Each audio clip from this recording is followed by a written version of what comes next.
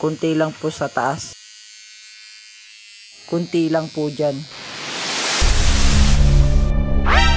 Sabi kunti lang eh. Pre, saan ka pumunta? Iba na barber.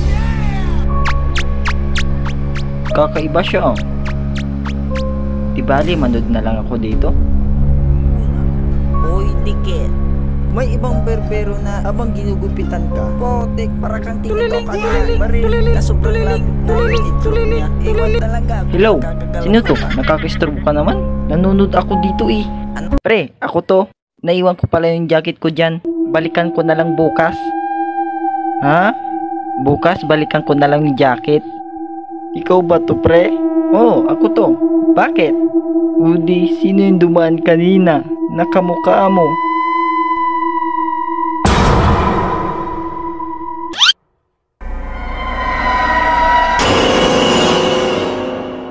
Nakakatakot, Esperia. November na. Meron na naman nakakatakot. Pero alam nyo kung anong nakakatakot. Yung hindi ka ni-replyan. Oh, no! Aray ko. Ikwento ko pala sa inyo yung nakakatakot experience ko. Bago ko ikwento sa inyo, mag-subscribe muna kayo dito sa channel ko. At pakilike na rin tong video na ito. Let's go!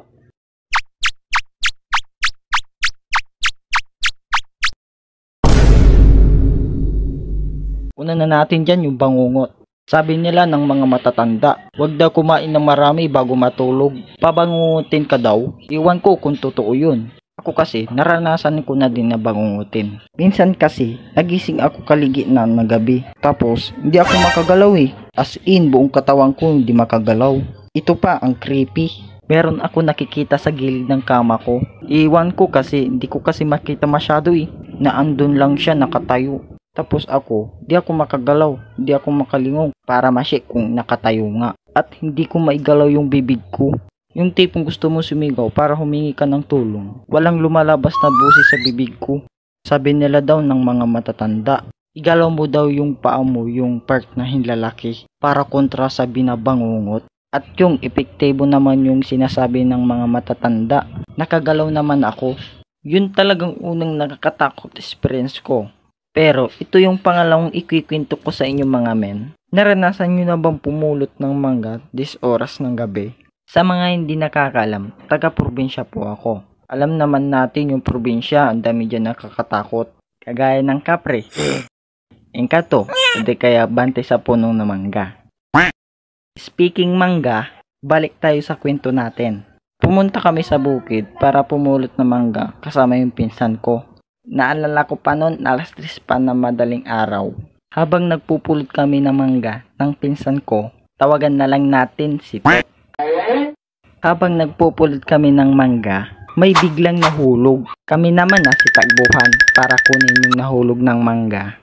Pagtingin namin, wala naman nahulog. Kala namin guni-guni lang yun. Nagpatuloy kami sa paghanap ng mangga. At may biglang may kumalabit sa akin. Ikaw ba yung kumalabit? Hindi ah, humiya ako dito eh.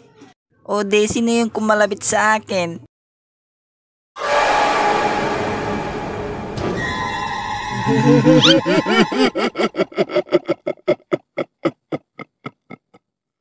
Ito yung pangalo ko ikikwento mga men. Naranasan nyo bang gumising ng gabi para makalabas ka lang ng masamang loob? At habang natutulog ako ng mahimbing, biglang tumawag yung kalikasan ni. Kaso, gabi na eh, natatakot akong lumabas. Baka sa siya may biglang lumabas sa babang pintuan.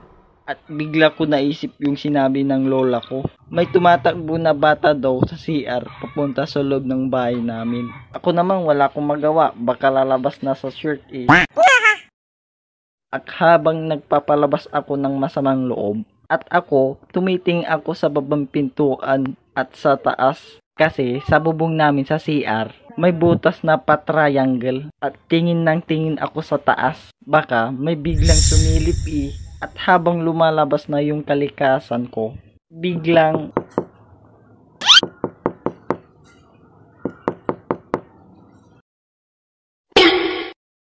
Oh no!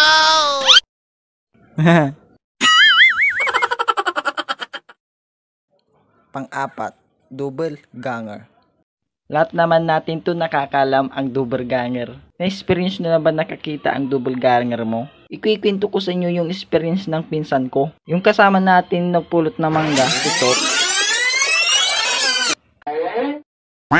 Kininto lang sa akin yun pero ako yung kinalabutan eh. Kasi first time lang niya nakakita ang double ganger. Hindi yung sarili niya, kundi yung kuya niya. At habang nakaiga yung pinsan ko sa bahay nila, parang may maingay daw sa kabilang kwarto. Kasi dalawa yung kwarto nila. Dito yung pinsan ko nakaiga at dito yung kwarto na maingay. At may bintana dito sa gitna. Trinay niya silipin kung ano yung maingay sa kabilang kwarto. Sinilip niya. Yung kuya niya pala nakatitig siya at nakahiga. Nakalapag pa yung kumot niya at yung unan. At dumating pa yung kapatid niya na bunso. Anong ginagawa mo dyan? Tignan mo to ah. At sumilip ulit yung pinsan ko sa kabilang kwarto. At yung kuya niya nakaupo na siya at nakatitig pa rin siya. Naisip ng pinsan ko pumunta sa kabilang kwarto para kausapin siya, ganun. At biglang natulala siya, nakita niya yung kumot ng kuya niya sa hinigaan niya. Ba't nandito yung kumot na ginagamit sa kabilang kwarto? Naisip niya na guni-guni lang yun. Nagpatuloy siya nang pumunta sa kabilang kwarto at biglang natulala siya sa nakita niya. Nakita niya si kuya niya na kakarating lang galing sa computer. Bakit? Wala. Bigla siyang kinalabutan. Ayun, hindi na siya tumuloy pumunta sa kwarto na nakita niya yung double ganger ng kuya niya.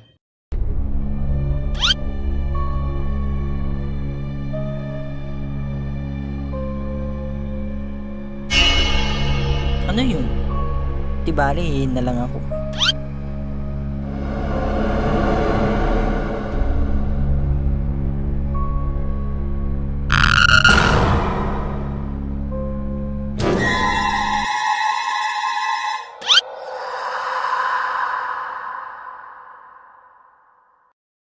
Hanggang doon lang tayo mga men. Kayo, anong experience nyo nakakatakot? Comment mo na lang dito sa babang video na to para mabasa natin kung anong experience nyo.